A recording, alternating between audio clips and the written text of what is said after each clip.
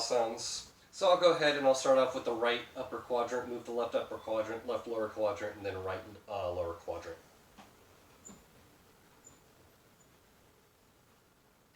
And also while I'm doing this, I can also auscultate the great vessels of the abdomen. Those are the aorta, the renal arteries, and the iliac crest. So I'm going to go ahead and auscultate the aorta, renal, and the iliac. All right. We're going to go ahead and percuss the abdomen.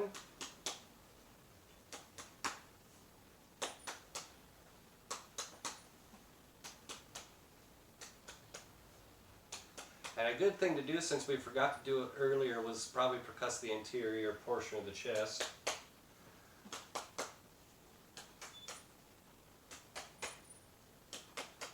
Since this is actually probably a better position to be doing that in.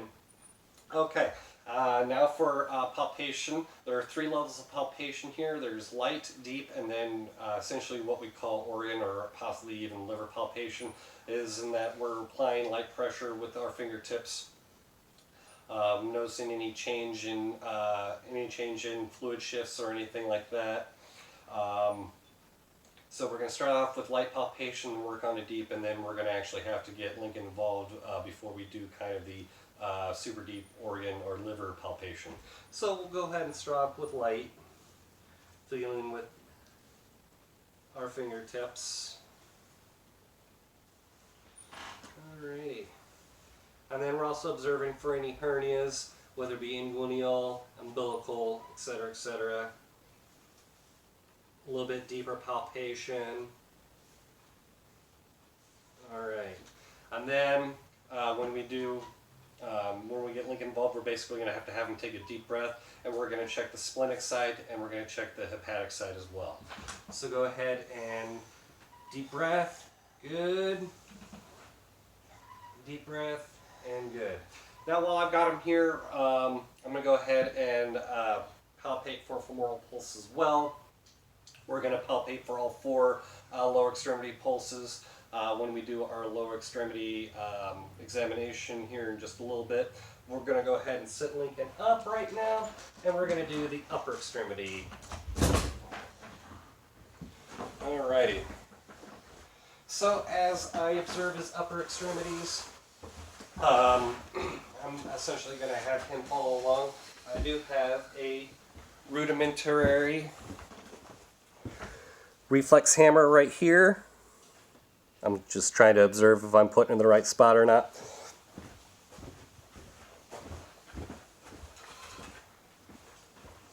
Alright. So I'm going to inspect and palpate Lincoln's shoulders, upper arms, elbows, forearms, wrists, fingers. We're also going to be checking range of motion on all the joints, shoulders, elbows, wrists, and fingers as well. Alright, so observing any kind of abnormalities or anything like that, go ahead and move and shrug your shoulders along. Good. Alrighty. Alright, now I want you to just kind of move your elbows kind of in that circular pattern. Excellent, excellent. We're already moving on to the wrists. We're moving on to the fingers. Good. Let me go ahead and see those fingers. We're going to check for clubbing. We're going to check for cap refill. Cap refill is less than 2 seconds. That's fantastic. We're going to go ahead and check for brachioradial tendon reflex. We're going to go ahead and observe.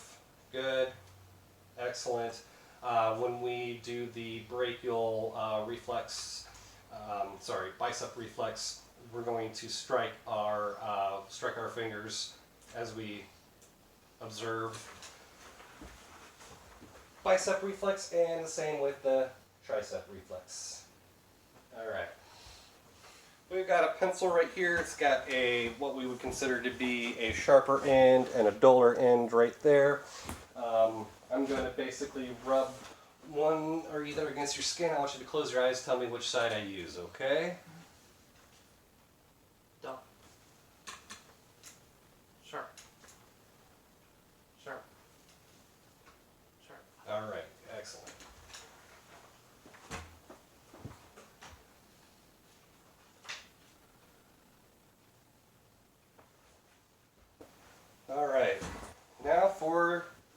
extremities.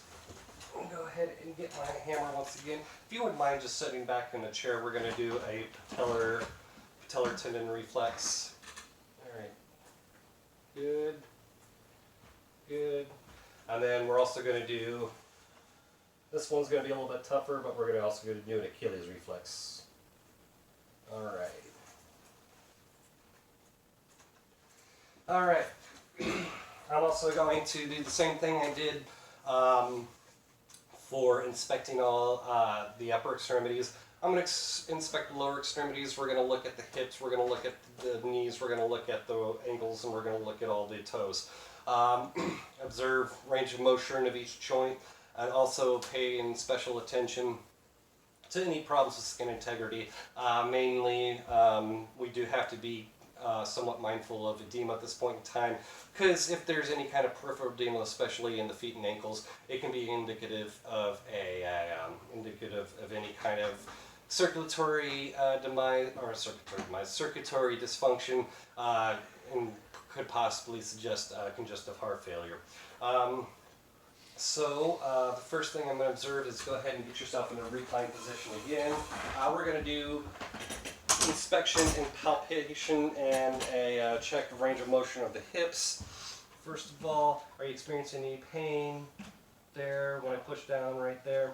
Okay, we've already observed the femoral pulse. I'm going to go ahead and push that against you and then straighten out your leg, and I want you to raise your neck.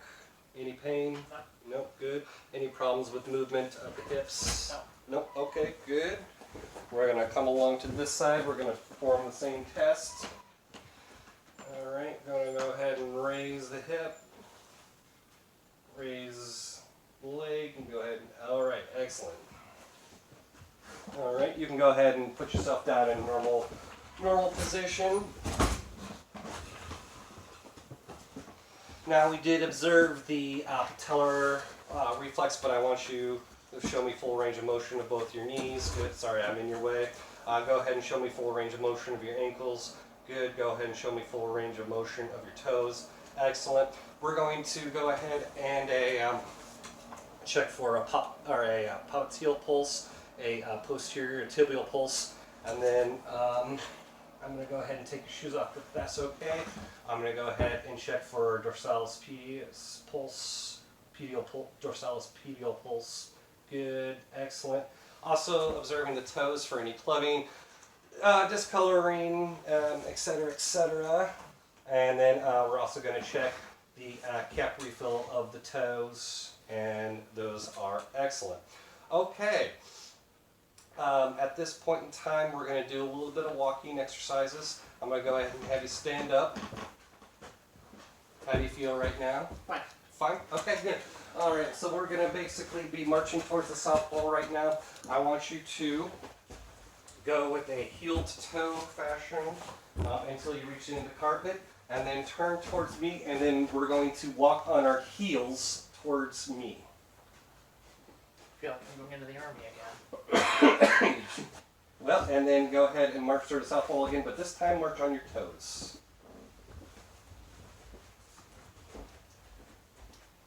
Alright, now go ahead and walk towards me in normal fashion. And as I'm doing this, I'm going to observe his spine since he's in a nice upright position. I'm going to have him bend over a little bit and check him for scoliosis of the spine as well.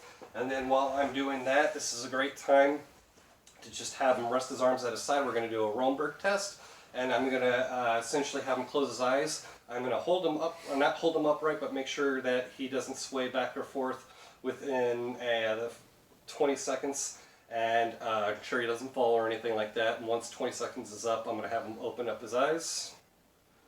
16, 17, 18, 19, 20. All right. How do you feel? Fine. All right, go ahead and have a seat for me.